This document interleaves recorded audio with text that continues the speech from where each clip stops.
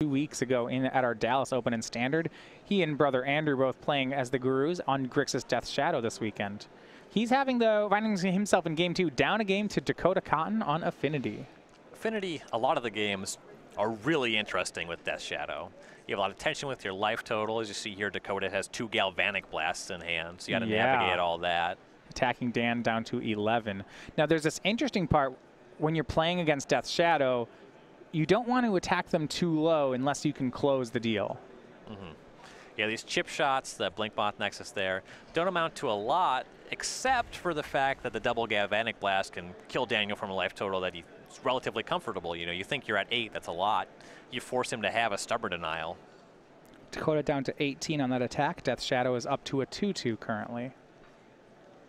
See another Death Shadow added. Looks like young Pyromancer in Jessup's board today. Frequently you see that coming in matchups where you expect your opponent to have a lot of good answers to your shadows.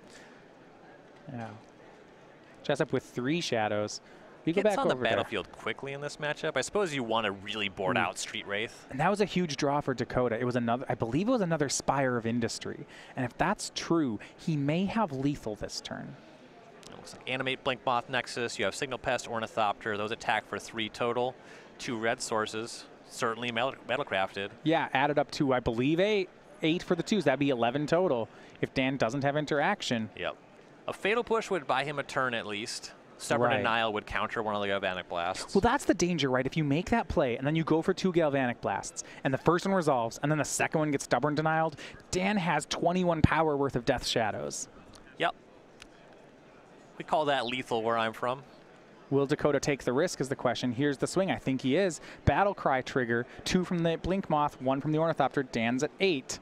The game's not getting much better for him. If you look at alternative lines, he could just Galv Blast away 2 of the Death Shadows. He's still facing down 1, though, and his clock is pretty anemic once he's out of blasts. Is he going to pull the trigger? I like it. 1 blast. Dan's at 4, and the second one, is it going to work? It does. Dakotah Cotton is your winner, 2-0.